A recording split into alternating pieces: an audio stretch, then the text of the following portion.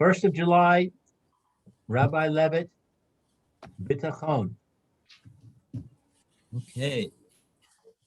Yom Chamishi, Parshas Pinchas.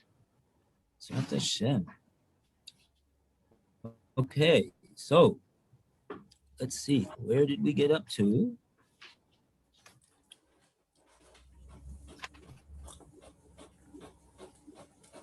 We said that we're up to page 82. And the Beis Levi was explaining why it is that the principle of Ein Kateger Nasasan Eger, that the accuser cannot become the defender, even though it generally applies only inside the Kodesh HaKadoshim. Gemara over there in Rosh Hashanah explains that here in the case of the shofar, since the shofar is blown on Rosh Hashanah for the purpose of being a remembrance for the merit of Klal Yisrael on Yom Adin, it's therefore similar to a service performed inside the Kodesh HaKadoshim. Therefore, we don't allow a shofar of a cow, which reminds us of the golden calf. And what does this all have to do with us? Is that also someone who is guilty of continually and habitually speaking lashon hora or sheker or leitzonos, or what we're talking about here, chanufa, flattery, improper flattery, that will also affect his prayers. That's what the Beis Levi said so far.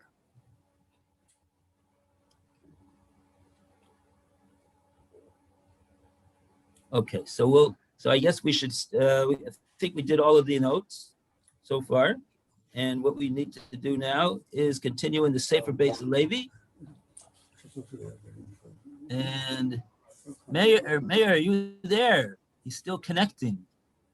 Okay, we'll wait for Mayor. And so we are in the Beis Levi on page 82, and I suppose we should read from the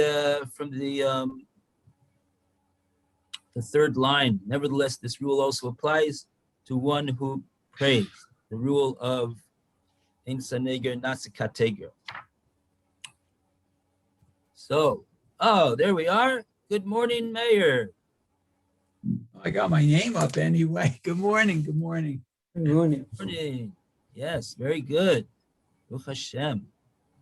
That's better than me. I don't know how to do that at all. Anyway, so, okay, so, Roy, would you like to start off today on the third line of page 82? Salim.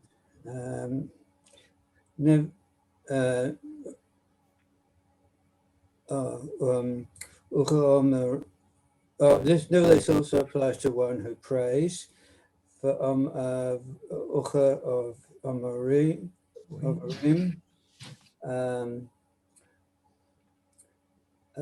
Bivarachos, Detzorich, Lechayvan, not Lechayun, Labo, Neged, Biyom Kodashei HaKodashim.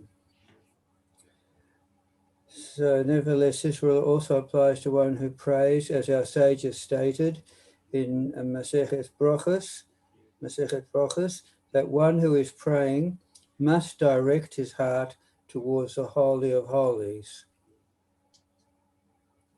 Umishum havi ein tifiloso nashmaat. Therefore, because of the rule that a prosecuting agent cannot become a defense agent, the flatterer's prayer uttered with the mouth that flatters is not heeded. Ad atar shem kol adam sheyesh bo chanapo apollo abarin shebim amen bekalalin also. It further states there regarding flattery in Sota that any person who has flattery in him, even the fetuses in their mother's wombs curse him. Goodness. Shneema Omar Larasha Tzadik Ata Yikbahu Amim Yizamahu Laumim. As it is stated in Mishlei, one who tells a wicked person, "You are righteous," thereby flattering him, the peoples will curse him and the fetuses will condemn him. Do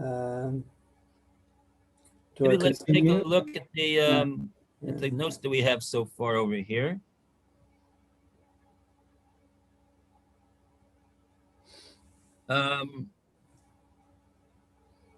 Let's see. I think we left off with the note 112. We have to do note 112, which is explaining why the shofar on Rosh Hashanah is considered to be that it's taking place inside the Kodesh HaKadoshim, the Holy of Holies, and therefore this rule of Ein Kateger Nasa Saneger, that the accuser cannot become the defender, which only applies in the Kodesh HaKadoshim, the Gemara extends it to shofar because it's considered that it's being performed inside the Kodesh HaKadoshim. So note 112, Mary, would you like to read? Okay, 1 second. 112. 112. It says, the shofar is a vehicle that transports Israel's prayers into the Hashem's innermost presence. Using a cow's horn for this purpose is thus considered the equivalent of using it inside the Holy of Holies. The rule of an accuser not serving as a defender therefore applies. Okay. And Lou, would you like to read note 113? A person's prayers ascend via the Holy of Holies, where the rule that an accuser cannot become a defender applies. Sefer Chassidim recounts a story regarding a certain person who felt that his prayers were not being answered. A Torah scholar told him that he should use a different sitter.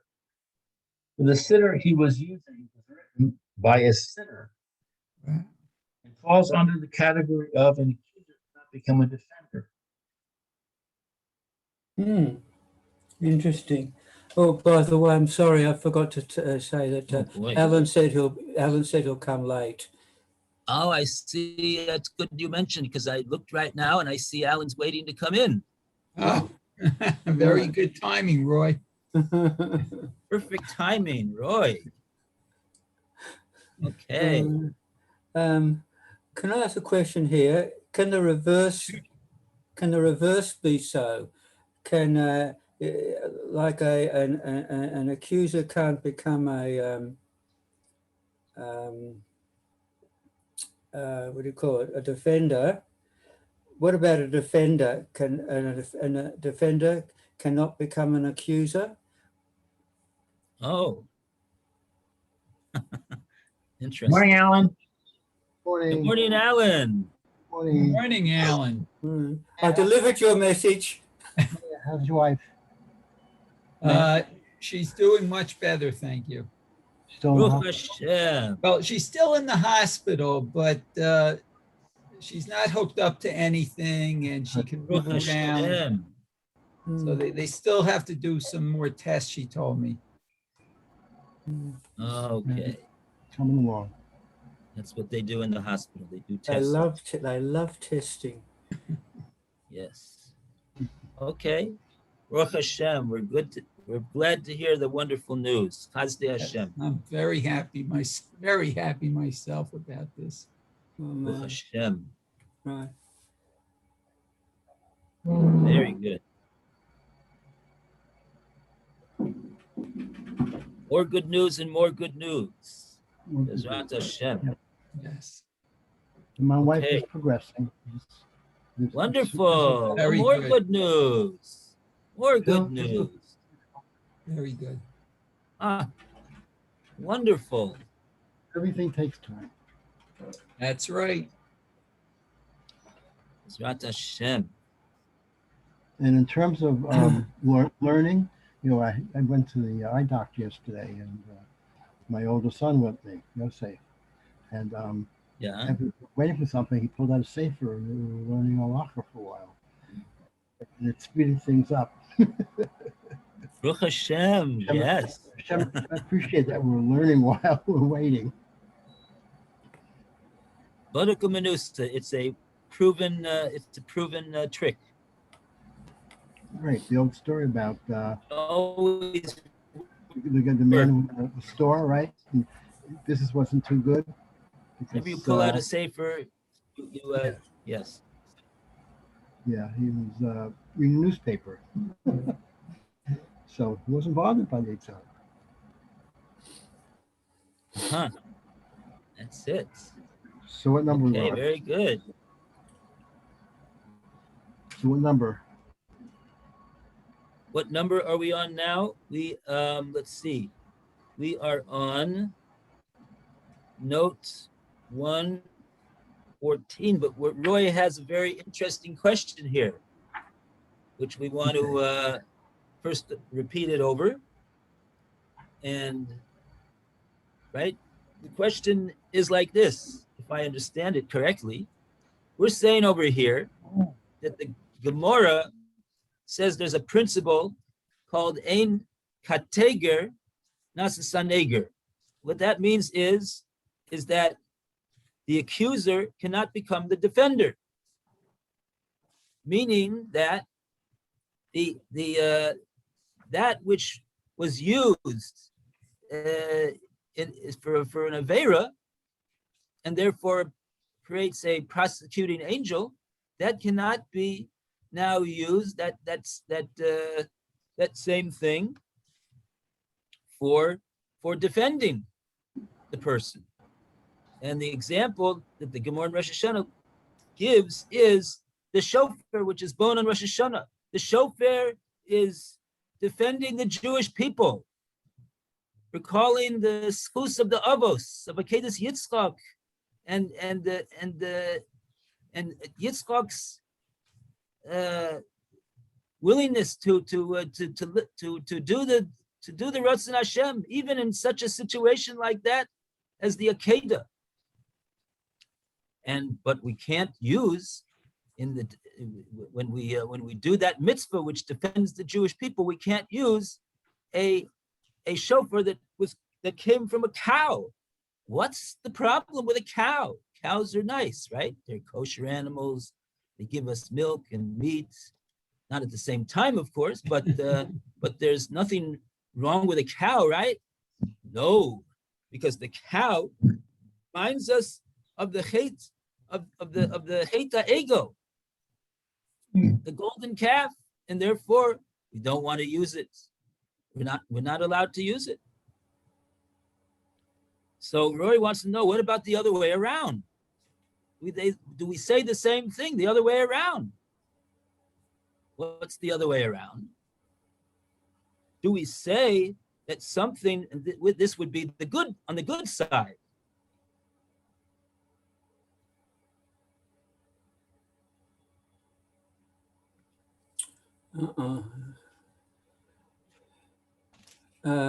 Rabbi, you're frozen. I don't know if you can hear us, but you're frozen. Oh, yeah.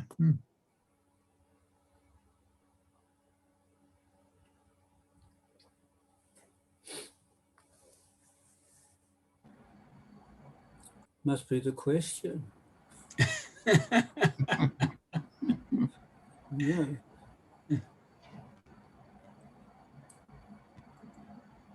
Well, I guess you have your answer. Oh, he's Oh, we off. lost him completely. Wow, that question really was a knockout punch. No, he's probably signing back in now. Yeah.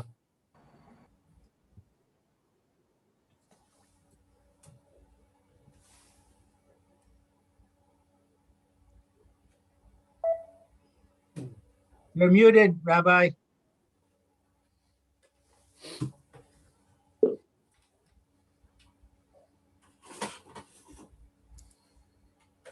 Okay.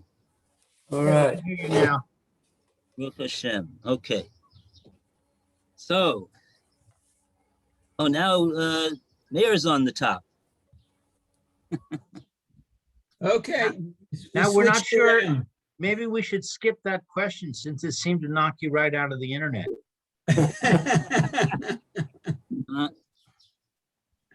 Okay. So just want everybody to hear the question. I don't have an answer really. So I have an example. Let's say your siddur was written by a great tzaddik and who was a terrific prayer. So does that mean that your prayers will be answered more readily than they would have been?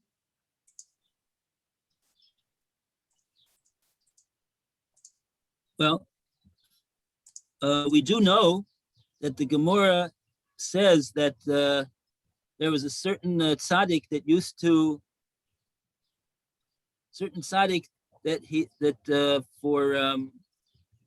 the benefit of the Jewish people to be able to do the tremendous mitzvah of Aliyah L'Regel, to come to Yerushalayim 3 times a year to celebrate Yontef in the Beis Hamikdash and bring the korbanos and behold the avodas hakahuna and the avodas hakorbanos and the Shechina and the Beis Hamikdash.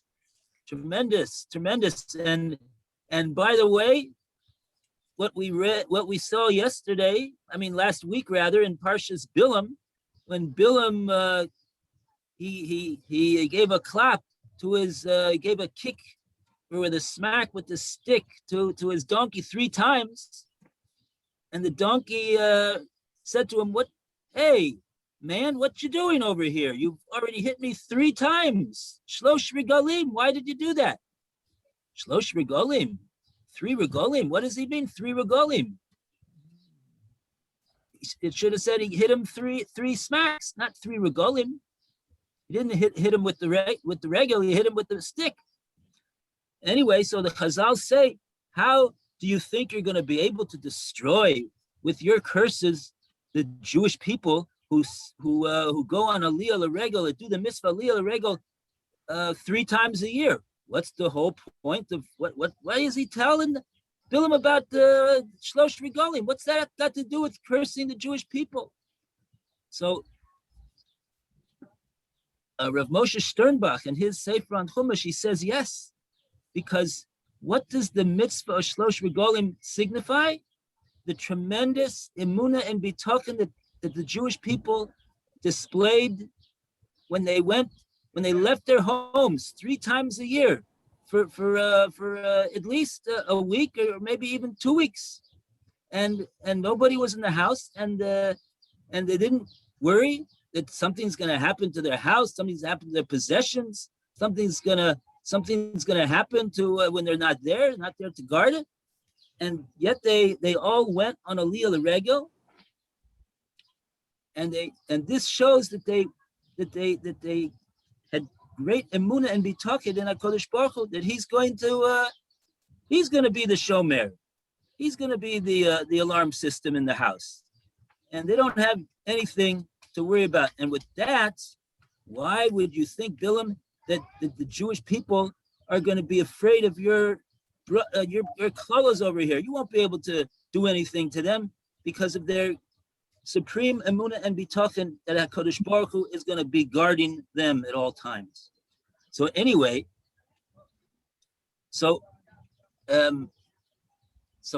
that was a detour of a detour of a detour, I think. What I wanted to say was that there was a certain Jew who, in order for Jewish people to go on Aliyah L'Regel 3 times a year, he would dig dig out springs to create water for the Jewish people to be able to have water to drink on their journey from their homes to get to Yerushalayim. They should have water, and then the Gemara says that something happened to his son, and he died of thirst. And the Gemara says, how could it be that such a thing would happen to his son, and especially a lack of water? A lack of water. How could it be? He was the one that provided water for the Jewish people. How could his son? How could Hashem take him away by through this means of having a lack of water? So that's a bit like what Roy is saying over here, that the water, so to speak, is the great defender of this great Jew. And how could it be that there was a prosecution against him using water? It's a somewhat similar idea. Uh-huh.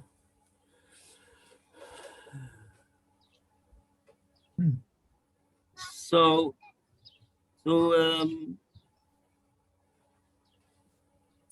Is a quick answer given? No. I think it works. It could very well be that it works both ways, in other words. The story tells us it doesn't work. Adarabba. What did you say, Lou? I said the nimshal I got from the story is the opposite, that the defender, the water, was able to be a prosecutor. Oh, but the Gemara asked the question, though. So the Right. Gemara understood. Okay, you're saying that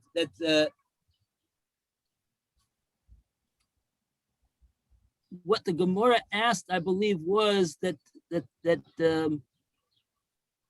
I think they thought that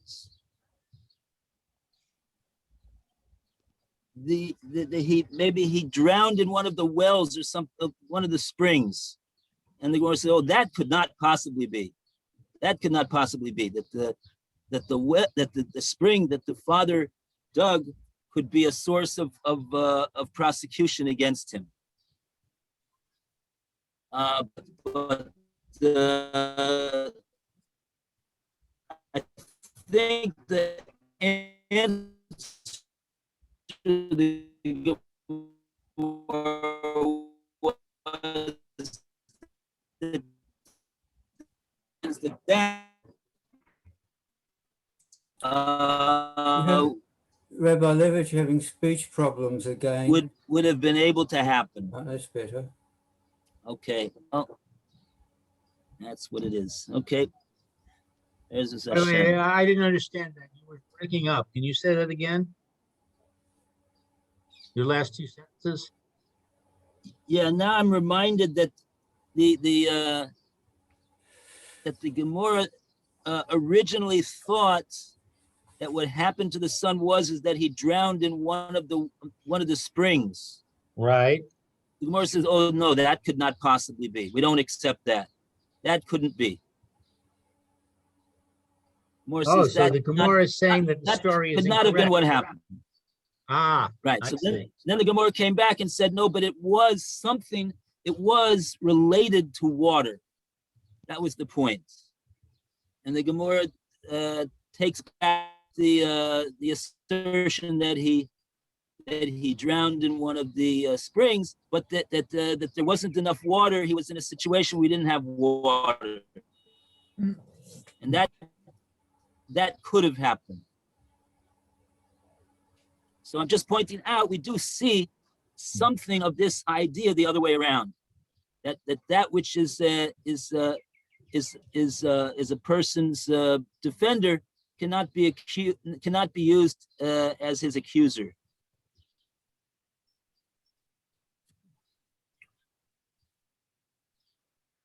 Okay. But we do know, I mean, for example, in regard to tefillin,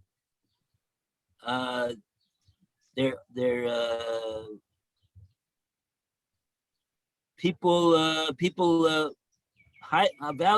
value very highly tefillin that were worn by a tzaddik, and even tefillin that were written. The parshios of the tefillin were written by a sofer who is a Yerushalayim, who is a tzaddik. And one might think, well, what's the big deal? I mean, as long as the tefillin are kosher, there's no words missing, there's no letters missing. It was written according to the halacha by a sofer. So shouldn't they work the same way? And yet we see that people are willing to pay much more money for tefillin, depending on who the tefillin were written by, depending on who the tefillin were used by. They have a greater, it would seem that they have a greater power.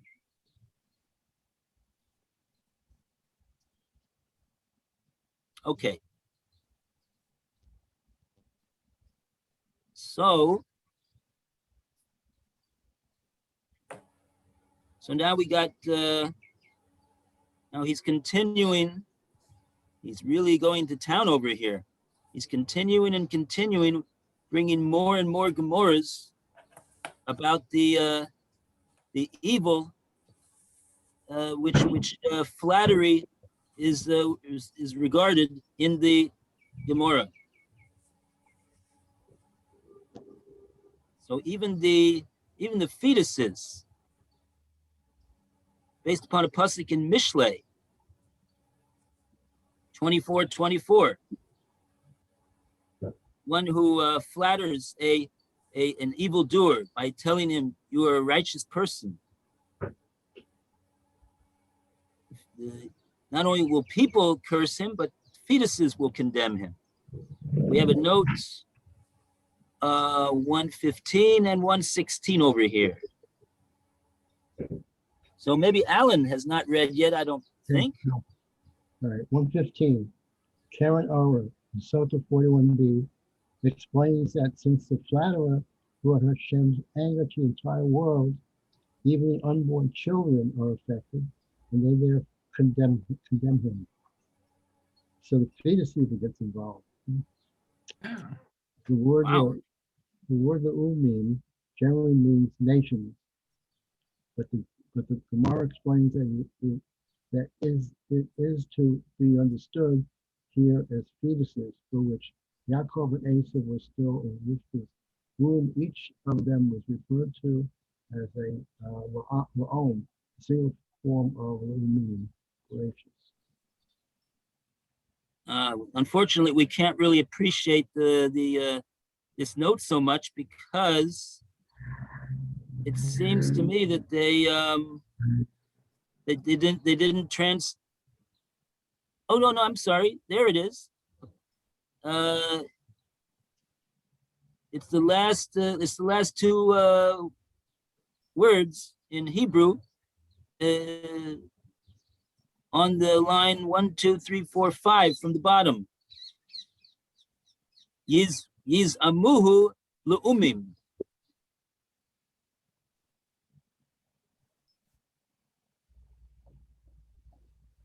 So le'umim is what they're translating what the Gemara regards as fetuses, which is not really the word that we use for a fetus. Le'umim is a nation. So this is very, very striking that the Gemara understands this word le'umim to refer to fetuses. So why is that the Gemara is understanding that way? And that's the basis for this note over here, 116.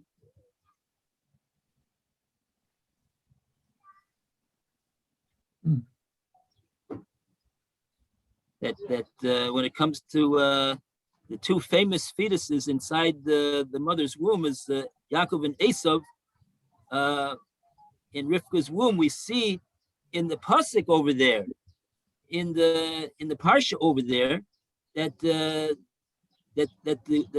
two of them were referred to as le'umim, le'om ilam yamatz, Rab Yovid Seir.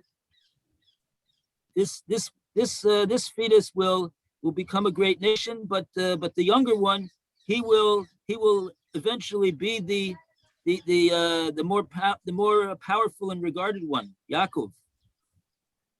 So over there we see that in fact the fetuses were called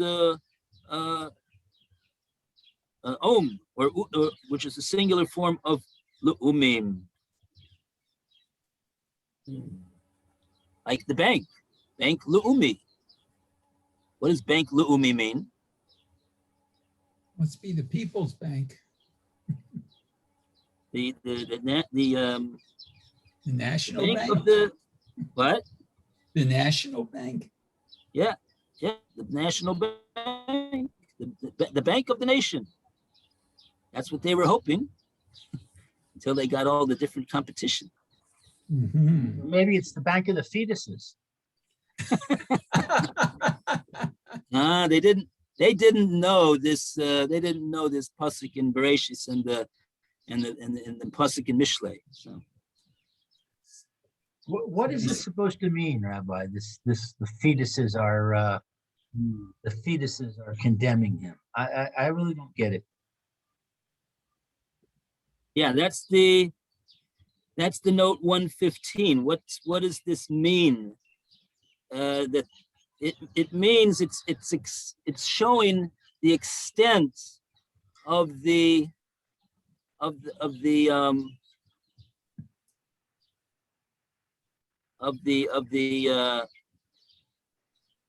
fallouts that happens when a person engages in improper flattery of a Russia.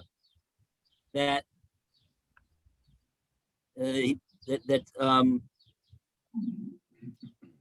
not only do people that are in this world already condemn him, but even an unborn fetus, which is not really in this world yet, but he, in a certain sense, he is. But even an unborn fetus will condemn this person. So it shows us the extent to which this person's flattery has brought evil into the world.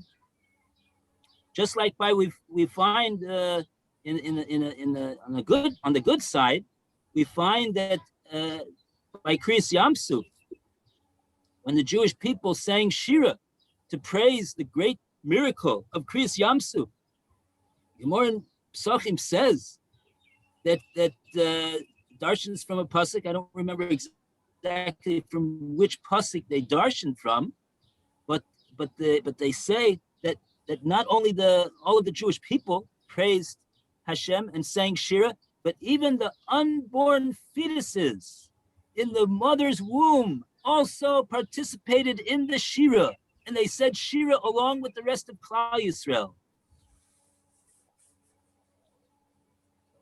Are these examples of hyperbole? What's that? Are these examples of hyperbole? I think if we look at note 116, they're bringing in the fetuses of Yaakov and Esau, and they're referred to as la'om, a single form of meme. So I think it goes a little deeper than just than that. Christian nations, the two of them were already trying to get in their thoughts and way of life. The rule is as follows. If we find one of the commentators explain that really what the Gemara means to say is like this or like that, and they what their explanation is not according to the literal meaning of the words of the Gemara. So then we say, yeah, it's those are the literal meaning of the Gemara, but we understand it as follows. That's the job of the Meforshim of our commentators to explain us, and in fact that does happen sometimes, no doubt about it. If we don't find that that the commentators explain like that, but they basically explain it. That's what it says. That's what it means. So then we say, yeah, that's what it means. That's what it says. It means what it says, and it says what it means. So you'd have to know. You'd have to go into a research to see exactly how the commentators explain this remark over here. But yeah, okay.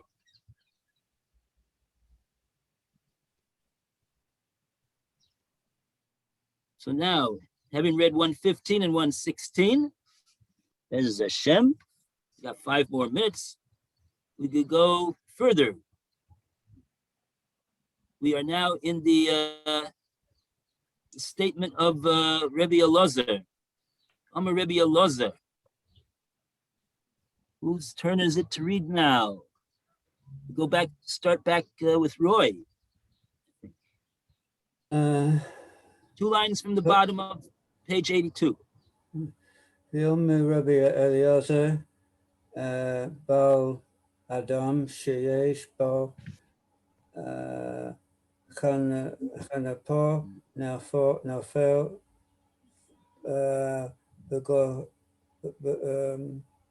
begay nom. The Gemara continues, Rabbi Eliezer stated further, any person who has flattery in him will fall into Gehenna. Shnei Amar Hoi Hamarim Larei Tov, etc. It is stated in Yeshaya, woe to those who speak of evil as good and of good as evil, etc.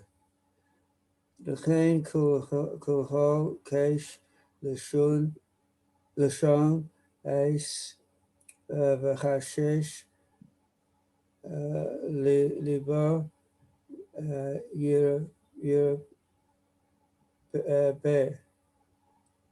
yefeh. Therefore, just as a tongue of fire consumes straw and a flame shrivels stubble, Shirisha Kamak ad Hashem Ufirachom Ba'arbak Yaleh. So will their root become rot, and their flower will be blown away like dust. For Omer Rabbi Eliezer Baal Omacha Nif Liresho Lesof Nafer Biyado, etc. Rabbi Elazar stated further, whoever flatters an evil person will eventually fall into his hand, etc. Omar Rabbi Eliezer Baal Adam Ada Sheyesh Ba Hagafo Ma'oso Kenida. Rabbi Eliezer stated further, any congregation that has flattery in Oh, we lost the rabbi, it looks like. any congregation got flattery in it is repulsed, that is withdrawn as a nida, as a menstruant woman.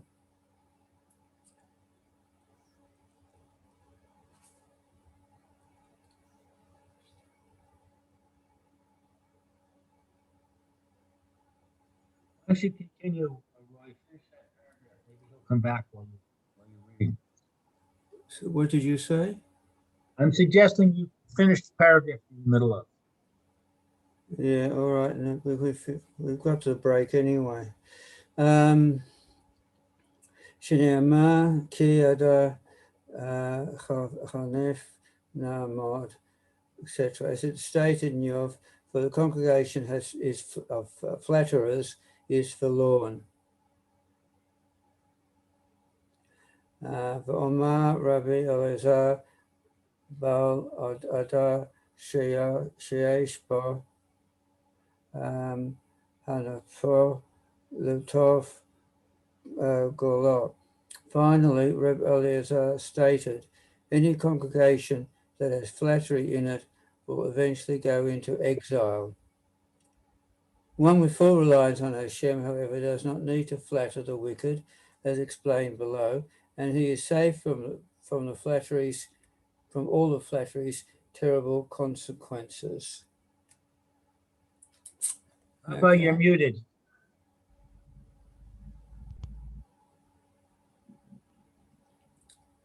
Okay. Okay. Yashar to everyone. 11:30.